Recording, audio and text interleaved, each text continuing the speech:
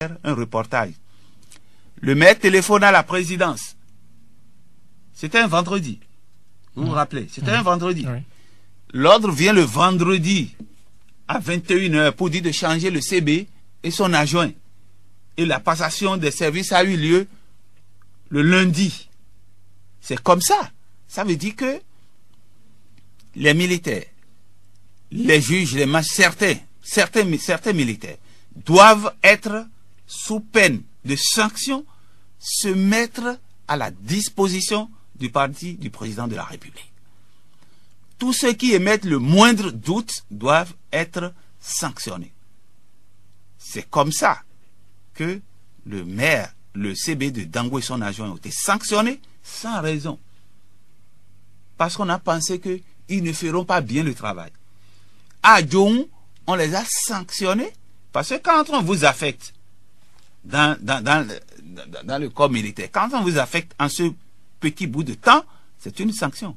On les a sanctionnés parce qu'ils ont dit non, ils ont dit aux responsables FCBE, d'Adjoun, en l'occurrence le maire, non, ils ne se trouvent pas l'ordre, ils font un travail professionnel. Le soir, le vendredi, 11 juin, vous avez dit, vous étiez là. 11 juillet. 11 juillet. Ils sont... Donc alors, voilà ce qui se passe. Il y a l'affaire, pour continuer dans la politisation de notre justice, il y a l'affaire des terrains de Fagbon. Ici à Sur la route, oui, ici à Cotonou. La justice a rendu un arrêt. Hein? J'ai tous les documents avec moi, hein, parce que il ne faut pas que les gens croient que... Hein? Vous êtes préparé pour? Non, mais écoutez, il ne faut pas que ceux qui nous écoutent croient que nous disons n'importe quoi. Tout est ici. La justice a rendu la décision. Et puis, voilà. Et vous allez aller très vite. Comme ça, aller très vite. La justice a rendu la décision. La justice a rendu la décision. Les huissiers sont allés là pour faire signifier la décision. Mais le président Yahi Boni a demandé à ses amis à qui il a donné le terrain de M. Sefou Fagbon, un terrain qu'il a avec titre foncier. La justice a confirmé qu'on ne peut pas le troubler la justesse de son bien, de sa propriété. Le chef de l'État, le président de la République, donne l'ordre à ses amis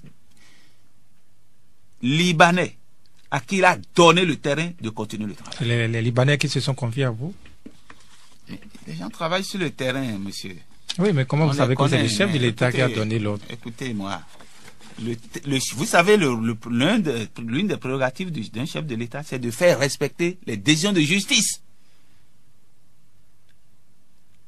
Et puis, la signification a été faite encore au ministre chargé des travaux qui sont faits là. Et pourtant, ça fait plus d'1 an que la décision a été prise. Et les gens continuent à le faire. Bon, donc alors, on ne dit pas n'importe quoi. Nous ne pouvons pas dans cette affaire. Vous savez, ce qui se passe dans notre pays est très grave. Et nous sommes obligés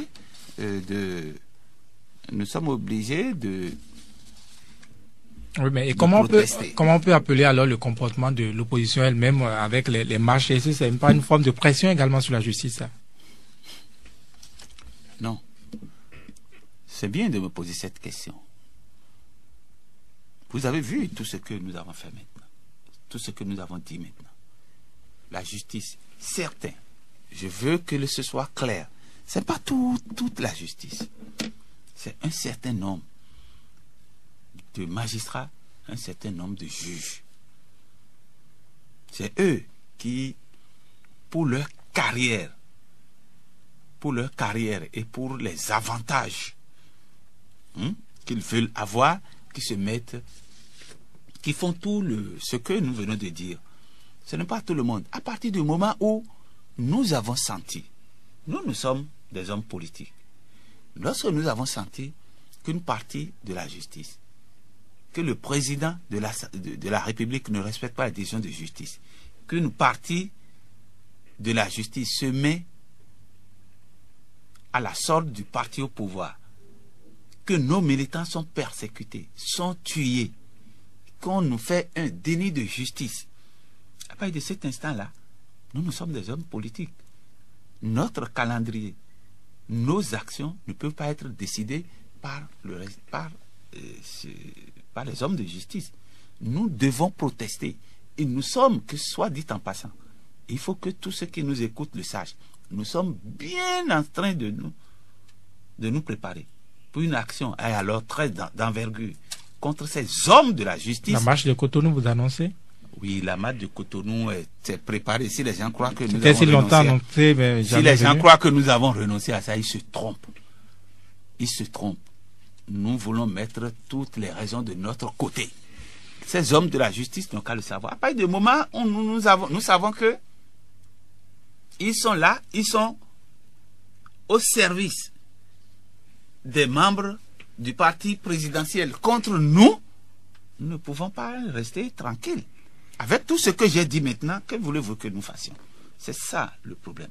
Donc alors, nous ne sommes pas en train d'empêcher la justice. La justice, les hommes de la justice, certains, ils ont renoncé, à leur liberté, ils ont renoncé à leurs prérogatives. Oui, en faisant tout ça là, ils ont renoncé à leurs prérogatives. On vous a bien compris, honorable Saka Pikara. Eh bien, vous allez désormais répondre aux questions des auditeurs qui peuvent appeler au 96 53 22 80 ou le 96 53 22 81. Et nous avons déjà en ligne. Auditeur, bonjour, à qui avons l'honneur? Eugène Ewaignan. Comment? Eugène Ewaignan. Ewaignan. Oui, Eugène, hein? Voilà. Et monsieur le journaliste, je vous dis merci. Souvenez-vous, dimanche dernier, je disais quelque chose à propos de vos invités. Merci. Pourquoi vous êtes étonné des déclarations de monsieur Saka Pikara? C'est à croire que vous ne le connaissez pas. Qui a porté plainte une seule fois contre lui pour diffamation et a rapporté la preuve contraire de cette déclaration? Nous sommes au Bénin de l'ère du changement.